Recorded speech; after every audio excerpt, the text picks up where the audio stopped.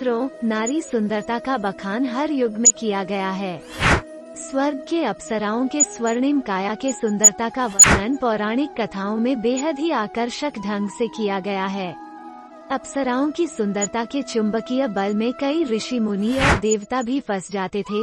पहाड़ों पर लंबे वर्षों तक तप और ध्यान करने वाले ऋषि भी अप्सराओं के मोहित करने वाले आकर्षक बदन उनके मन को मोह लेता था। इन खूबसूरत अप्सराओं को प्रेम और खूबसूरती का प्रारूप माना जाता था। शास्त्रों की माने तो स्वर्ग में कई अप्सराएं हुआ करती थी। स्वर्ग के राजा इंद्र की 11 प्रमुख सेविका थी। इन 11 प्रमुख अप्सराओं में एक नाम घृताची भी था। घृताची अति मनमोहक और बेहद ही सुंदर अप्सरा थी। माना जाता है कि घृताची के सुंदरता से यज्ञ पाठ करने वाले कई ऋषि मुनि भी मंत्रमुग्ध हो जाया करते थे।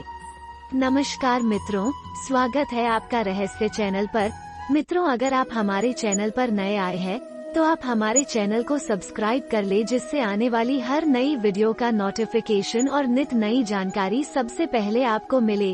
घृताची अप्सरा स्वर्ग की सबसे सुंदर, मोहिनी और अति प्रिय सौंदर्य की मालिक थी। घृताची देवताओं और ऋषियों को भी अपने हुस्न के सौंदर्य के बल से मंत्र मुक्त कर लेती थी। घृताची स्वर्ग की अति प्रिय 11 प्रमुख सेविका अप्सराओं में एक है। हालांकि इन सभी अप्सराओं में सबसे प्रधान अप्सरा रंभा थी। अप्सराओं की संख्या अलग अलग मान्यताओं के साथ भिन्न भिन्न है। किसी एक मान्यता के अनुसार इनकी संख्या 108 बताई जाती है, तो अन्य मान्यताओं के अनुसार 1008 बताई जाती है। घृताची अन्य गुणों के साथ माघ महीने में सूर्य पर अधिष्ठित रहती है। घृताची के कामुक तन और बेहतरीन सुंदर काया बदन को देखने मात्र से विभिन्न ऋषियों के वीर्यपात हो जाता था। पौराणिक कथा के अनुसार एक बार ऋषि भारद्वाज की तपस्या भंग करने के लिए इंद्र ने घृताची का सहारा लिया था। माना जाता है कि इंद्र ऋषि भारद्वाज की तपस्या भंग करने के लिए घृताची को इसलिए भेजा था क्योंकि घृताची के कामुक तन को देखकर ऋषि भारद्वाज मंत्रमुग्ध हो जाएंगे और उनकी तपस्या भंग हो जाएगी।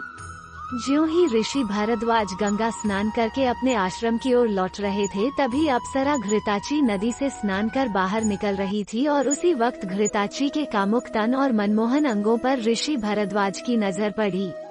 अप्सरा घृताची भीगे वस्त्रों में थी, जिसके कारण ऋषि भारद्वाज की नजर उनके तन से नहीं हट पाई। ऋषि भारद्वाज घृताची के कामुक तन को देखने के बाद खुद को संभालने की बहुत कोशिश की, परंतु वो अपने प्रयास में असफल रहे। कुछ क्षण के बाद ऋषि भारद्वाज वहीं पर स्थिर रुक गए और एक नजर से अप्सरा के तन को निहारने लगे। माना जाता है कि मात्र अप्सरा के सौंदर्य और रूप को निहारने से ऋषि भारद्वाज कामवासना से पीड़ित हो गए थे। अप्सरा के सुंदर काया को देखकर ऋषि भारद्वाज को कुछ ही क्षणों में वीर्यपात हो गया था। ऋषि भारद्वाज अपने वीर्य को एक मिट्टी के बर्तन द्रोण में रख दिया था, जिससे बाद में द्रोणाचार्य का जन्म हुआ था। घृताची के साथ कई ऋषियों का संबंध था।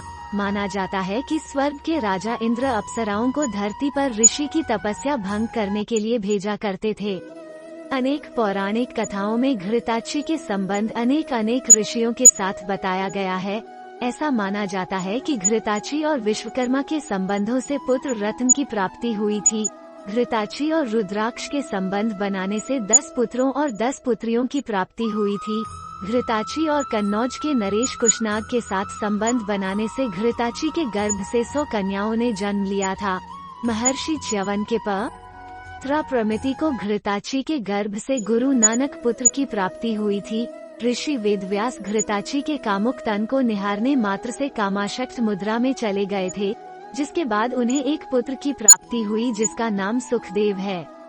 मित्रों, अगर आप इसी तरह की और अधिक जानकारी चाहते हैं तो अभी हमारे चैनल को सब्सक्राइब करें। उम्मीद है ये वीडियो हमारे प्रिय दर्शकों को पसंद आया होगा। वीडियो अगर पसंद आया तो इसे लाइक, शेयर और सब्सक्राइब कीजिए, ताकि आगे भी हम आपके लिए इसी तरह की ज्ञानवर्धक वीडियो लाते रहे। जय हिंद दोस्तों, धन्यवाद।